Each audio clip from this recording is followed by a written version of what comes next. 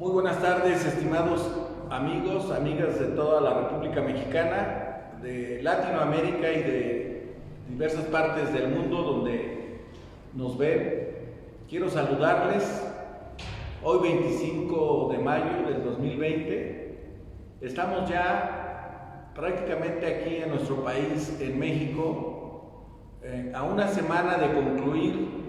el programa nacional de sana distancia. Esto quiere decir que estamos en una fase de recuperación de la normalidad en las actividades cotidianas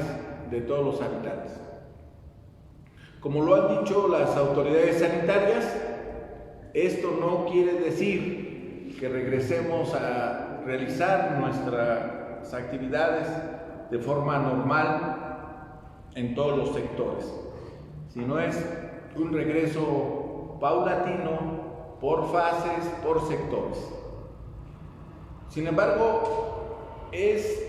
muy importante señalar que hay un sector, y quiero insistir en esto el día de hoy,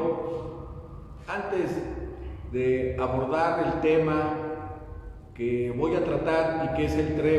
tema de la resolución de la Suprema Corte de Justicia de la Nación en relación a la Ley Bonilla.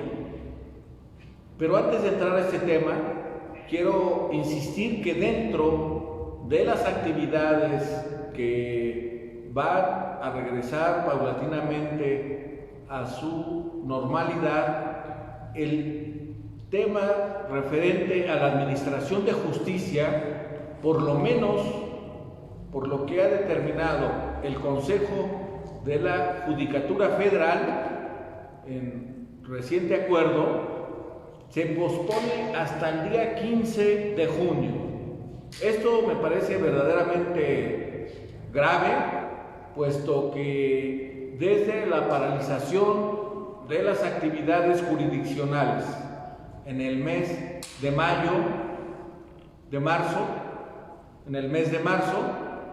bueno, pues hemos tenido todo este espacio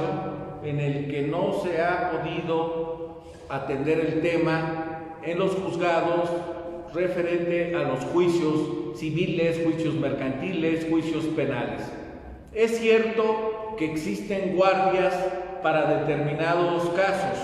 para asuntos urgentes, de manera esencial en temas que tienen que ver con el derecho penal, esto es detenciones, y en algunos aspectos de temas familiares. Se ha hablado por parte de los diversos tribunales estatales y la misma Corte que existe el tema de justicia en línea. Sin embargo, es sumamente limitado, son pocos los temas que se pueden tramitar a través de un juicio en línea, esencialmente en el caso de la Ciudad de México y del Estado de México, lo que tiene que ver con jurisdicciones voluntarias, que son cuestiones de poca importancia. Ante este panorama tenemos que los justiciables, lo que conocemos como aquella persona que está demandando un servicio de justicia, tal como si una persona está enferma y aunque haya pandemia, puede tener una enfermedad de otra índole y tiene que ser atendido. En este caso, hay gente que está requiriendo de los servicios de justicia y los juzgados permanecen cerrados. En ese sentido, hay un dicho en derecho que dice, o es un principio incluso general del derecho, más que un dicho, es un principio en la aplicación de la justicia, que justicia retardada es justicia denegada. Entonces tenemos un momento de denegación de justicia de una manera masiva. El otro tema lo está representando el sector de abogados litigantes, no solamente en México, en todos los países que están apareciendo de manera sistemática este virus, pero concretamente quiero referirme al caso de Colombia. La Federación de Abogados de Colombia acaba de hacer un reclamo hacia la corte de ese país, hacia la presidencia, para que permitan un regreso gradual de actividades dentro de los juzgados. Entonces la invitación es para que pudiera regresar la normalidad en la prestación de los servicios de justicia y de manera gradual se puedan prestar estos servicios, realizar audiencias pues diferidas, una audiencia cada 2 horas para que no se aglomere la gente, regresar en aquellos distritos judiciales en donde no existe el virus, donde se detecten municipios en toda la República Mexicana que no hay gentes contagiadas, pues ahí puede regresar a su normalidad los juzgados de una manera paulatina y en fin, muchas formas que se pueden explorar para no seguir denegando la justicia dentro de los juzgados. Bueno, pues haciendo esta introducción, quiero pues comentar con ustedes un tema de fundamental importancia que fue motivo de resolución del Pleno de la Suprema Corte de Justicia de la Nación, y es lo que se conoció en la opinión pública como Ley Bonilla. La Ley Bonilla tiene que ver con un artículo transitorio que aprobó la legislatura del estado de Baja California, que es el artículo 8º transitorio, y mediante el cual esta legislatura, conformada con diputados de Morena, del PAN, del Partido Encuentro Ciudadano, hicieron una ampliación del mandato del gobernador Jaime Bonilla, que había sido electo únicamente para 2 años, y bueno, integrantes de la legislatura le ampliaron su periodo hasta por 3 años más para que fuera de 5 años. Había tenido como antecedente esta elección, esto es cuando se convoca, cuando el Instituto Electoral emitió la convocatoria, el propio candidato entonces por Morena, que Jaime Bonilla, impugnó la convocatoria considerando que debía de ser de 5 años. Sin embargo, la propia Constitución del Estado se había aprobado antes del inicio del periodo electoral que esa elección, para poder armonizarse con las elecciones federales, el periodo del gobernador iba a ser únicamente por 2 años.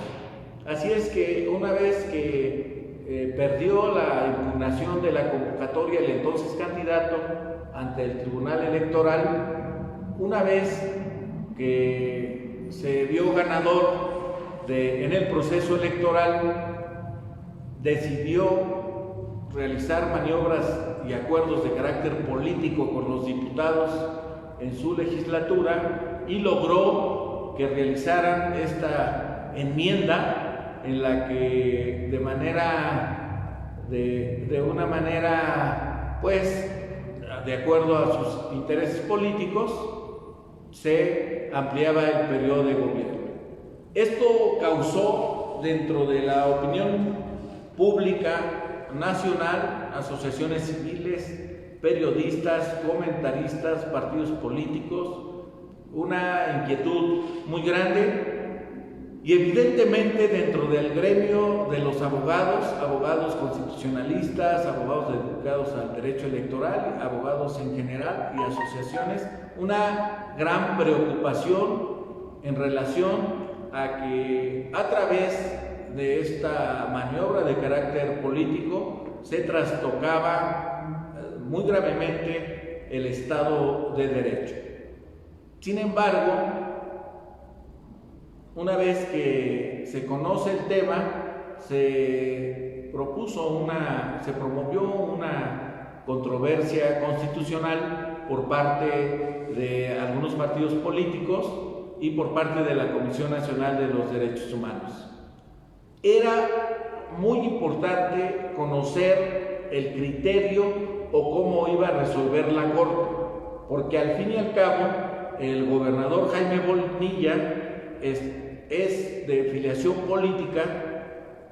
de la misma manera en Morena que el presidente Andrés Manuel López Obrador. Esto despertó curiosidad y despertó una expectativa por parte del gremio jurídico nacional y de los estudiosos del fenómeno político en el país, porque habría que marcar el elemento de que si la Suprema Corte de Justicia de la Nación se sometería a los designios, a los mandatos del presidente de la República. Y bueno, pues en este ambiente de aislamiento sesiona la Suprema Corte de Justicia en días pasados de forma virtual. Es una de las sesiones en las que hay mucho interés y por lo tanto fue muy seguida, y finalmente resolvió la inconstitucionalidad de la ley Bonilla y la nulidad por lo tanto de la aprobación del artículo transitorio referido. Pero es importante que podamos nosotros analizar desde un aspecto jurídico, porque si bien ya se ha hecho mención y análisis de el resultado de la Suprema Corte, pero para ver la profundidad de esta resolución y la importancia que tiene para nuestro sistema jurídico mexicano, puesto que con ello queda de manifiesto la importancia que tiene en nuestro sistema de división de poderes, de pesos y contrapesos, a través de las facultades que tiene el Poder Ejecutivo, las facultades que tiene el Poder Legislativo y el Poder Judicial, asimismo las competencias que tiene la Federación, los estados y los municipios, y la armonía en su totalidad que está comprendido en el marco constitucional. Y entonces el saber que de manera efectiva el Poder Judicial de la Federación es garante del respeto a nuestra Constitución y que constituye un verdadero contrapeso a las decisiones de carácter antijurídico, o por lo menos de una manera muy clara atente contra la legalidad y la constitucionalidad, pues había despertado esa gran expectativa. De ahí la importancia que para nosotros tiene el hecho de darle seguimiento y un puntual estudio a esta resolución. El argumento en el que se defendieron los diputados y el propio gobernador, a quien beneficiaba esta reforma, a Jaime Bonilla, tenía esencialmente que ver con la naturaleza y conformación de nuestro Estado federal. Esto es, como sabemos, México es una república representativa, laica, federal, compuesta por estados libres o autónomos en su régimen interior. Esto es que tienen la posibilidad los estados de decidir sobre la conformación de sus propios poderes, el poder ejecutivo, el poder legislativo y el poder judicial. Se dan a sí mismos su constitución los estados, y dentro de este sistema, como una réplica del sistema federal, de manera estatal también se respeta por función la división de poderes en los estados. El artículo 116 de la Constitución da la facultad a los estados para que puedan establecer el término, el momento en el que van a ser electos sus gobernadores. Entonces, este era el elemento central, el artículo 116, en donde basaba la legislatura del estado de Baja California su facultad para poder determinar en qué momento deberían de elegir y hasta por tanto tiempo. Daban una interpretación amplia, que si la Constitución les daba esa posibilidad de cuánto, ellos podrían como de legislatura decidir hasta qué tiempo podía permanecer su gobernador en el ámbito de esa autonomía que tienen los estados miembros de la federación. Así es que aquí teníamos una posición interpretativa por parte de los diputados y por parte del propio gobernador Jaime Bonilla, que hasta la fecha pues no está conforme con la resolución emitida por la Suprema Corte de Justicia y ha prometido acatar la resolución, aunque no esté conforme, pero pues sabemos que no le queda de otra. Y así es. Entonces, ante esta postura de la legislatura del Estado, la Suprema Corte decidió en base al proyecto elaborado por el ministro ponente José Fernando González Salas. Y verdaderamente es una resolución que nos da mucha luz en torno a lo que debemos de ir construyendo como elementos fundamentales del Estado democrático moderno que tenemos que seguir construyendo en este país, a donde no puede imponerse los intereses de una persona en particular o de un grupo determinado o de un partido del color que sea, sino que debe de irse construyendo un basamento basado en el respeto a la legalidad, que al fin y al cabo las normas constitucionales es el gran consenso jurídico al que se ha llegado durante muchos años y que debemos de transitar todos en torno a este camino marcado en la Constitución. El primer elemento aducido para declarar exactamente la inconstitucionalidad de esta ley es el principio de certeza electoral, que se violó, se transgredió el principio de certeza electoral. El artículo 105, penúltimo párrafo de nuestra Constitución, establece que no se pueden reformar las disposiciones electorales, no se pueden cambiar las reglas electorales 90 días antes de la elección en los estados y evidentemente también las elecciones que sean concurrentes de la federación. Así es que ni leyes secundarias, este también es un tope que tienen los diputados federales en base a este artículo, que no pueden cambiar la legislación federal 90 días antes de una elección, porque evidentemente subyace el elemento de que si va a haber competencia electoral, quien cambie las reglas del juego lo hace para beneficiar a algún sector, algún partido o algún candidato en lo particular. En este caso que analizó la Corte de la Ley Bonilla,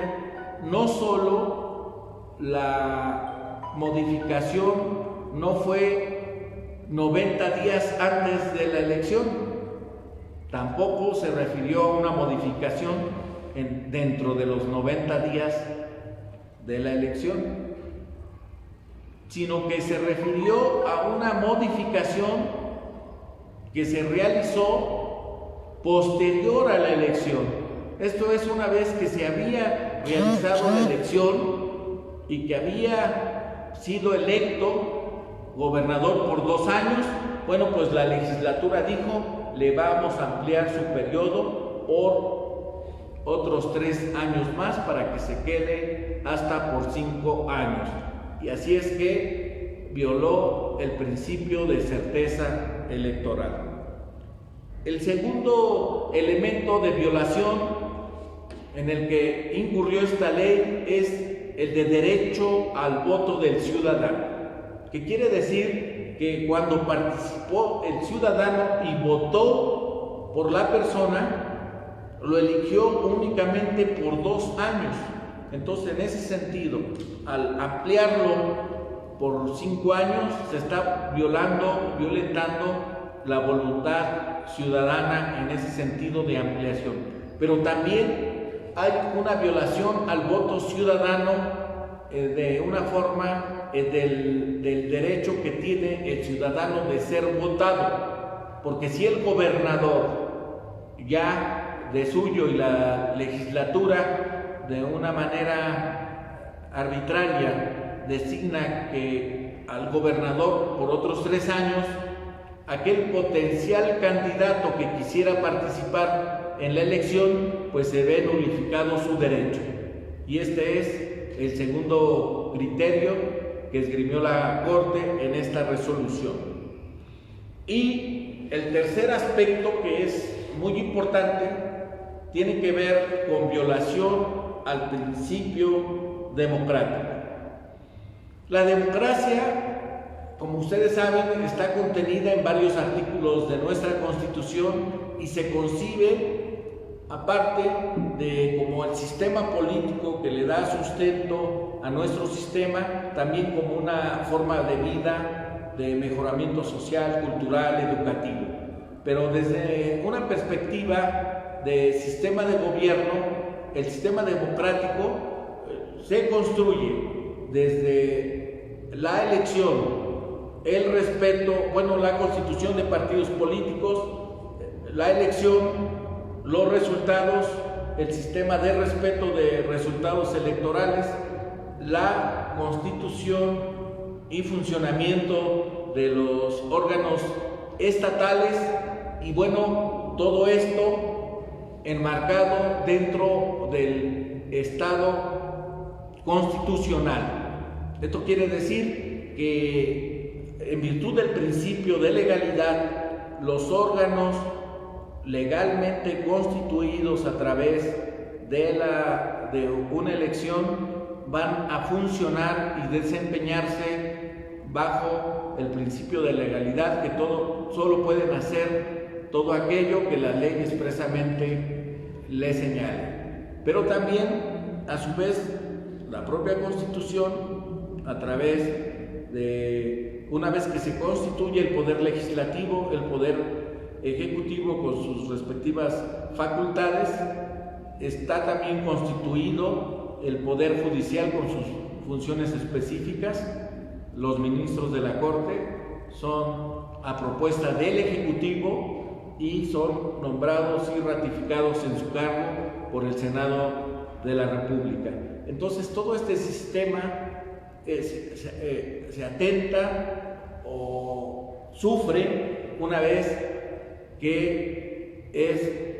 trata de ser vulnerado con una violación tan grave por parte de cualquiera de los integrantes del sistema constitucional, en este caso, como es una legislatura de los estados. Así es que, amigos, pues tenemos la posibilidad de celebrar que en este momento tenemos una Suprema Corte de Justicia de la Nación que puede ser garante de la constitucionalidad de los actos de las diversas autoridades. Hay que recordar que el ministro presidente, en su desempeño como ministro, tuvo proyectos muy importantes y que tuvo una intervención también en relación a a esta discusión y aprobación de esta resolución, y donde de una manera unánime se aprobó el declarar la inconstitucionalidad. Por ello, pues esto no quiere decir absolutamente que podamos afirmar categóricamente que la Suprema Corte de Justicia de la Nación no tendrá bajo su responsabilidad de una manera permanente el cuidar de no verse inmersa de injerencias ni por parte del Ejecutivo ni por parte del Legislativo, sino que se erija de una manera majestuosa, de una manera correcta, de una manera profesional, en el contrapeso necesario que requiere la actuación de una autoridad. Recordando el principio de cuando se crea el Tribunal Federal, y donde José María Morelos y Pavón sentenció que todo aquel que sufra de una injusticia tenga un tribunal que lo proteja y lo defienda. Pues, estimados amigos, ahí dejo el comentario por el día de hoy. Les saludo a todos con mucha fraternidad, con mucho afecto. Vamos a ponerle mucho ánimo a nuestra vida. Protejan a su familia, protéjanse ustedes. Y síganme, por favor, a través de YouTube. Denle a la campanita, síganme, por favor, y nos vemos el próximo lunes a las 5 de la tarde para una nueva transmisión. Hasta la próxima.